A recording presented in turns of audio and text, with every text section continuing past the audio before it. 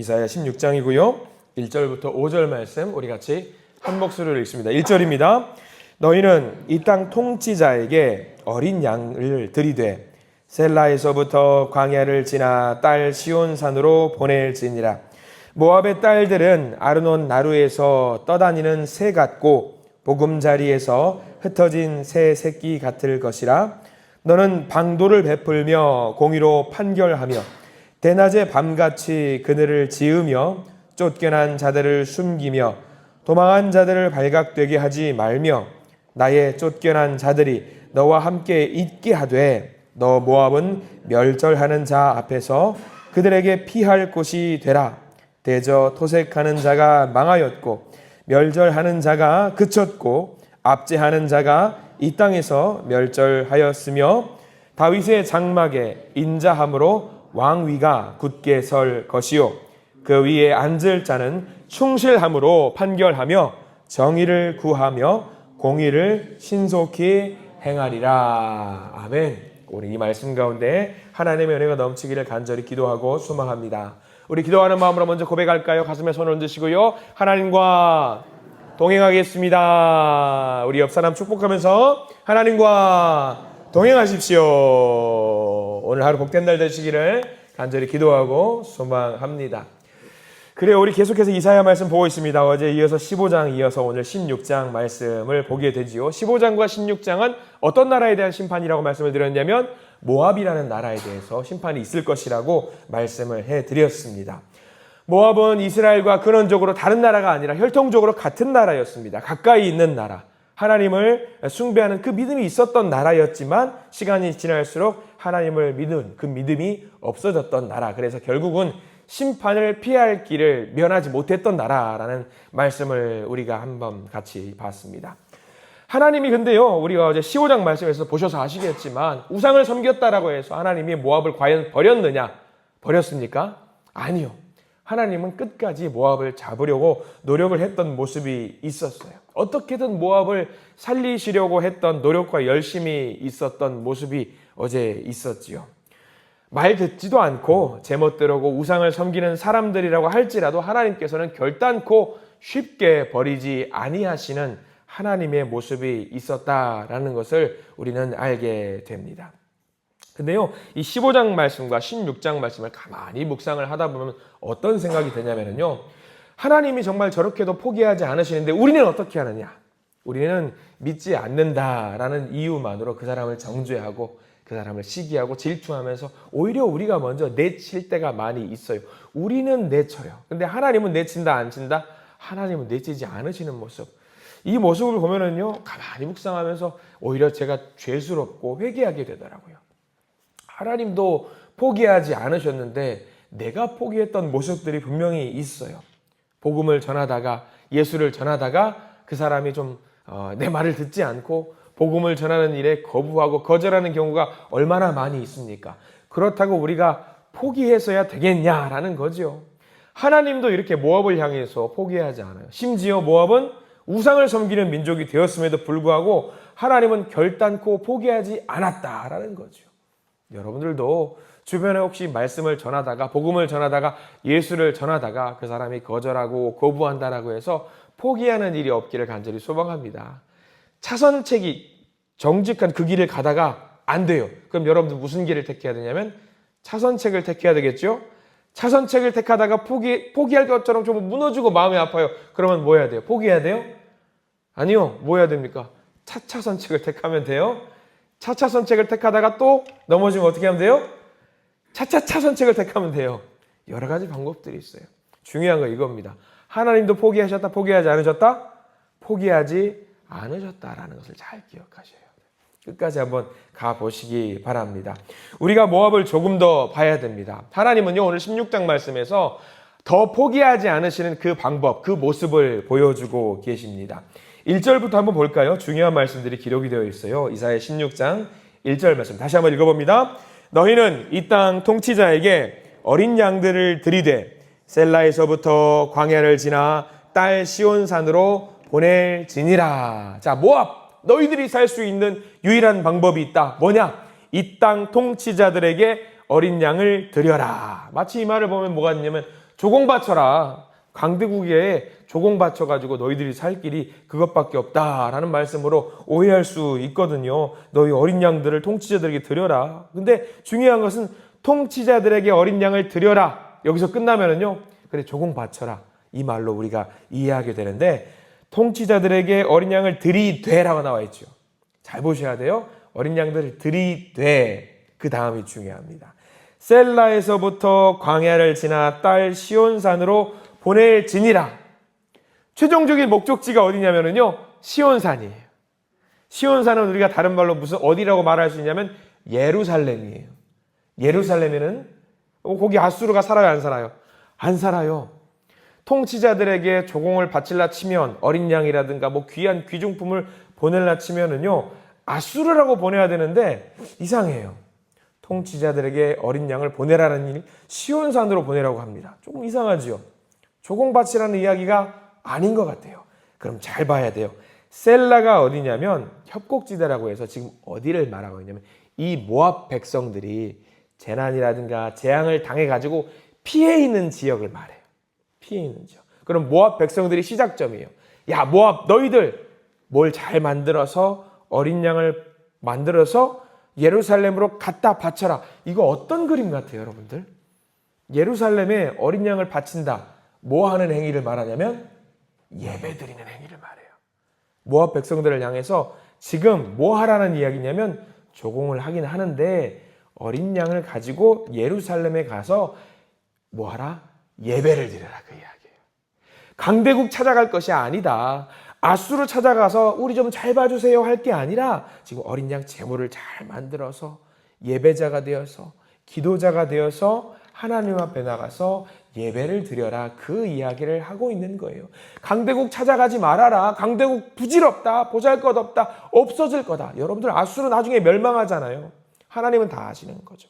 아수르에게 가서 제물 바칠 일이 아니라 너희들 지금 위기의 때에 고난의 때에 아픔의 때에 고통의 때에 강대국 찾아갈 것이 아니라 누구 찾아가라? 하나님 찾아가서 예배드려라. 지금 그 이야기를 하고 있는 겁니다.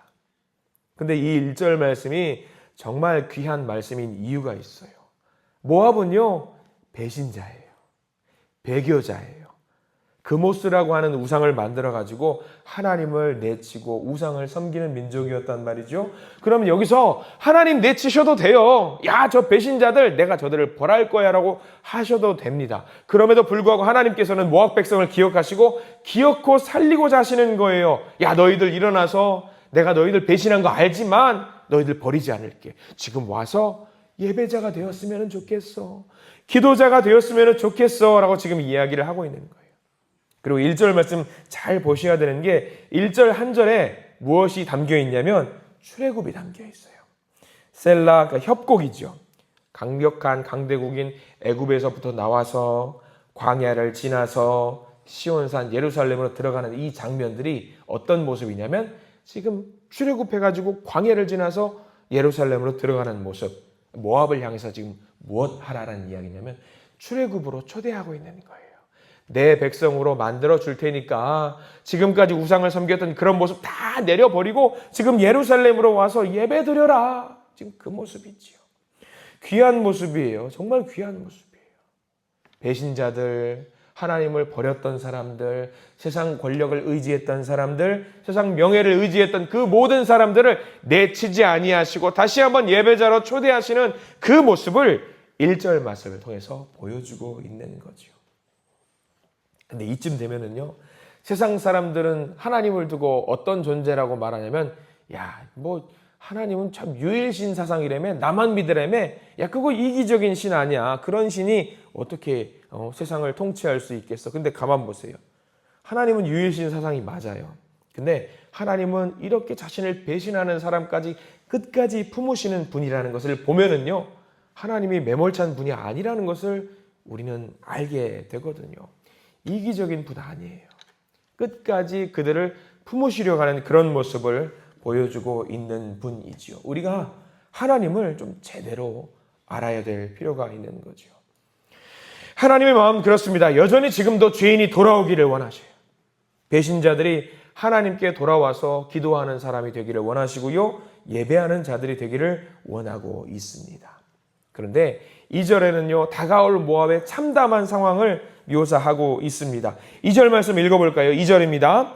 모압의 딸들은 아르논 나루에서 떠다니는 새 같고 보금자리에서 흩어진 새 새끼 같을 것이라. 여기 아르논 나루, 어제 잠깐 말씀을 드렸지만 물이 절대로 마르지 않는 강을 말합니다.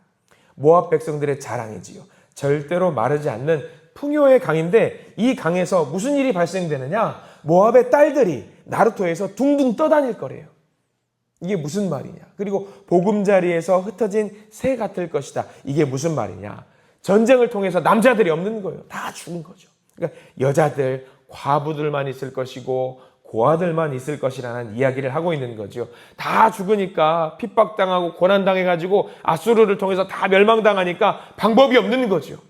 그럼 이때 어떻게 해야 되냐? 너희들 그렇게 고통 가운데, 고난 가운데 있을 건데 하나님께로 돌아와야 된다. 하나님만이 살 길이다라는 것을 지금 이야기하고 있는 건데, 이 모압 백성들이 이제 어떻게 하느냐? 3절 말씀도 재밌습니다. 3절 말씀 같이 한번 읽어봅니다. 너는 방도를 베풀며 공의로 판결하며 대낮에 밤같이 그늘을 지으며 쫓겨난 자들을 숨기며 도망한 자들을 발각되게 하지 말며. 이 3절 말씀 중요하거든요. 왜? 여기서 말하는 너는 누구를 말하냐면 유다 백성들을 말해요. 그러니까 모압 백성들이 우리가 너무 힘드니까 죽을 것 같으니까 너희들 지금 가서 하나님한테 말 좀 잘 해줘라. 공의로 판결받게 해주고 더위를 피내서 그늘에 있게 해주고 우리 좀 숨겨줘라. 발각되지 않게 해줘라. 우리 좀 도와줘라. 유다 백성들아, 이스라엘 백성들아, 나 좀 살려줘라. 여기 큰 문제가 있어요. 왜? 무슨 큰 문제냐? 유다 백성도 금방 죽어요. 유다 백성들도 금방 하나님 앞에 벌을 받는다라는 말이죠. 그런 유다 백성들한테 지금 모압이 가서, 야, 너희들 하나님 믿는다며 하나님 앞에 가서 좀 싸바싸바 좀 잘하고 우리 좀 잘 봐달라고 좀 이야기 좀 해줘라. 그런데 문제는 유다에게 부탁할 일이 아니거든요. 왜냐하면 유다도 금방 멸망하게 되니까.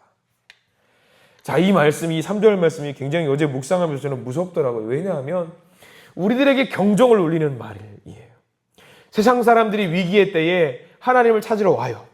우리 보고 와요. 야, 너희들 하나님 믿는다며, 교회 다니는 사람들 너희들 예배자라며 기도자라며, 우리가 힘드니까 하나님께 가서 기도 좀 해달라.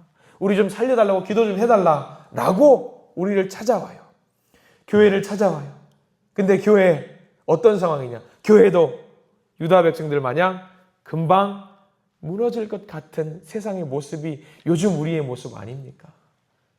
참 안타깝더라고요. 우리가 진짜 기도자가 되어야 되는데 이렇게 모압 백성, 세상 가운데 명예를 의지하고 권세를 의지했던 그 사람들, 금방이라도 무너질 것 같은 사람들을 위해서 우리가 중보하고 하나님 저들을 지켜주세요, 살려주세요 하는데, 우리가 진짜 기도자가 되어 있는지, 진짜 예배자가 되어 있는지, 과연 우리는 그렇게 서 있는지 안타까운 모습이 있을 때가 많이 있거든요. 이 3절 말씀을 보면서 그런 생각을 합니다. 아, 축복해야겠다. 어떤 축복? 아, 우리 성도님들은 이 새벽 예배 나오시는 분들, 그리고 우리 주일 예배 나오시고 수요 예배 나오시는 우리 모든 믿음의 성도님들은 진짜 하나님의 찾으시는 그 참 예배자가 되어야 되겠다. 진짜 참 기도자가 되어야 되겠다. 그 생각이 드는 거예요. 여러분들 기도하실 때에 하나님이 찾으시는 그 한 기도자가 되시기를 축복합니다. 하나님이 찾으시는 그 예배자가 되시기를 간절히 축복합니다. 그래서 여러분 교회를 살리시고 여러분들의 가정을 살리시고 여러분들의 공동체를 살리시는 그 한 사람이 되어주시기를 간절히 부탁을 드립니다. 모압이 세상 사람들이 살려달라고 할 때 내가 당신을 위해서 중보하겠습니다. 내가 당신을 위해서 기도하겠습니다. 하나님께 가겠습니다. 라고 하는 그런 사람들이 되시기를 바랍니다. 그래서 결국 4절 넘어가면은요, 4절은 아수르에게 결국 멸망을 당한다라고 하는 예언의 말씀이 기록이 되어 있고요. 이 5절 말씀은요, 이 모든 것들을 다시 회복시키는 말씀이 기록이 되어 있어요. 5절 말씀을 읽다 보면은요, 여러분들 생각나는 한 사람이 있어야 되거든요. 자, 5절 말씀 읽어볼까요? 5절입니다. 시작. 다윗의 장막에 인자함으로 왕위가 굳게 설 것이요 그 위에 앉을 자는 충실함으로 판결하며 정의를 구하며 공의를 신속히 행하리라. 아멘. 5절 말씀 여러분들 누가 생각나십니까? 예수님이 생각나는 거예요. 예수님에 대한 예언의 말씀이죠. 모든 것을 회복시킬 왕이 결국은 등장할 것이다. 이 땅의 역사는 망한다고 할지라도 그 왕조는 이어질 것이다. 누구로 말미암아? 예수로 말미암아 이루어질 것이다. 예수로 말미암아 모든 것이 회복될 테니까 모압 백성들아 들어라. 모압 백성들아 돌아와라. 모압 백성들아 지금 시온산에 돌아와서 예배자로 서 있어라. 그런 권면을 하는 말씀이 오늘 16장 말씀입니다. 여러분들 오늘 16장 말씀을 중요하게 생각하시길 간절히 부탁을 드립니다. 예수 그리스도가 다시 돌아오셔서 이 세상의 왕이 되시는 바로 그날 이 세상의 모든 토색하는 자, 압제하는 자, 우리를 괴롭히는 모든 것들이 무너지고 공의가 바로 서게 될 것이다 라는 예언의 말씀, 이 말씀을 잘 기억하시는 저와 여러분들 되시기를 부탁을 드립니다. 이 하루를 살아가시면서 내가 정말로 하나님 앞에 바로 서 있는가? 하나님께서 공의로 세우시는 그 여호와의 날에 오히려 내가 쓰러지고 넘어지는 일이 있으면 안 되잖아요. 내 마음에 하나님 말고 다른 것은 없는가? 이런 것들을 점검하시면서 나를 회복시키기를 원하시는 하나님을 향해 감사의 기도를 올리시는 저와 여러분들 되시기를 축원합니다.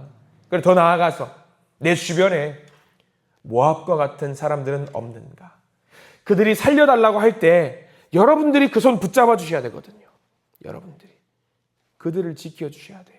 그래서 오늘 기도하실 때에 하나님 내 마음에 들어오셔서 이 땅 주변에 모압과 같은 사람들이 있다 할 때 제가 그들을 살릴 수 있는 예배자, 기도자가 되게 해달라고 여러분들 기도하시는 저와 여러분들 되시기를 간절히 축원합니다. 기도하겠습니다. 주님, 모압은 하나님을 떠난 백성인데 우상을 섬기고 교만으로 충만한 백성들인데 그럼에도 불구하고 하나님은 그 모압을 포기하지 아니하시고 모압에게 돌아오라고 예배자가 되라고 기도자가 되라고 오늘 말씀해 주십니다. 주님 이 땅에 오셔서 모든 죽음과 고뇌와 고통을 정벌하고 사망 권세를 끊고 하나님의 이름을 높이 올리는 그 여호와의 날에 모든 것들을 구원하실 것이라고 말씀을 해 주십니다. 주님 그날에 우리가 부끄러운 자가 되지 않도록 도와주시옵소서. 믿음의 선택을 하는 자들이 되게 해 주시옵소서. 예배자가 되게 해 주시고 기도자가 되게 해 주시옵소서. 우리의 교만한 마음 내려놓고 오늘 하나님만을 내 마음에 모시는 그런 믿음의 사람 되게 해 주시옵소서. 그리고 내 주변에 많은 믿지 않는 자들, 그들을 향해서 하나님을 전하는 하루가 되게 하시고 하나님의 긍휼하심을 나만 누리는 것이 아니라 세상 사람들에게 나눌 수 있는 우리가 되게 해 주시옵소서. 오늘 하루 복된 날이 되기를 소망합니다. 하나님의 은혜를 마음껏 누리는 그런 날들이 되기를 소망하오니 주님 하늘의 복을 마음껏 부어 주시옵소서. 예수 그리스도 이름으로 간절히 기도드립니다. 아멘.